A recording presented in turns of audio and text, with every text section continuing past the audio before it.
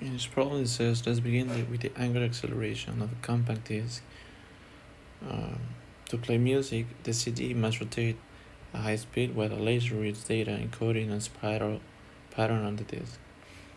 Now it says that the disc has a radius of 6 centimeters, and when the data is being read, it spins at 7,200 revolutions per minute. We're trying to find what is the CD's angular velocity in radians per second, how much time is required for it to rotate through 90 degrees, and if it starts from rest and reaches full speed in 4 seconds, what would be the average angular acceleration?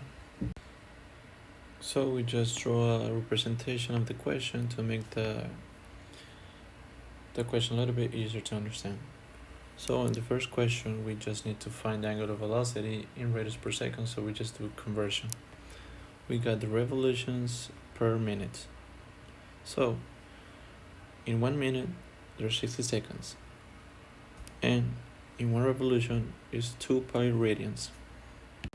So you multiply that 7,200 revolutions per minute times 1 minute over seconds, we cancel out the minutes.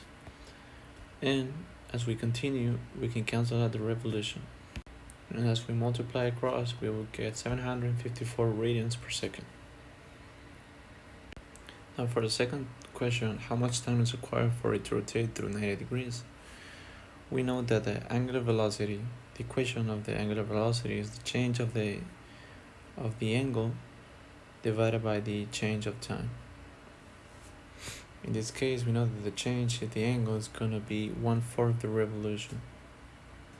So as we rewrite the equation of the angular velocity, we get the change in time equals to the change in the angle divided by the angular velocity.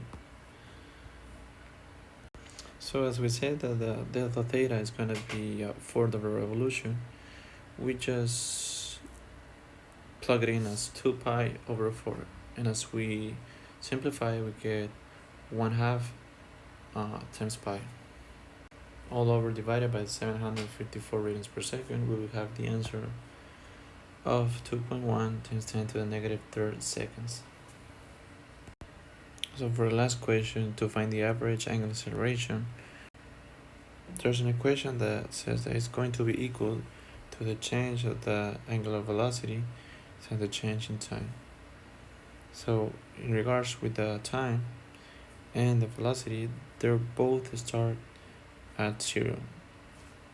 So we would just have the 754 radians per second minus 0 divided by the 4 seconds minus 0. And that should give us an angular acceleration of 189 radians per second squared.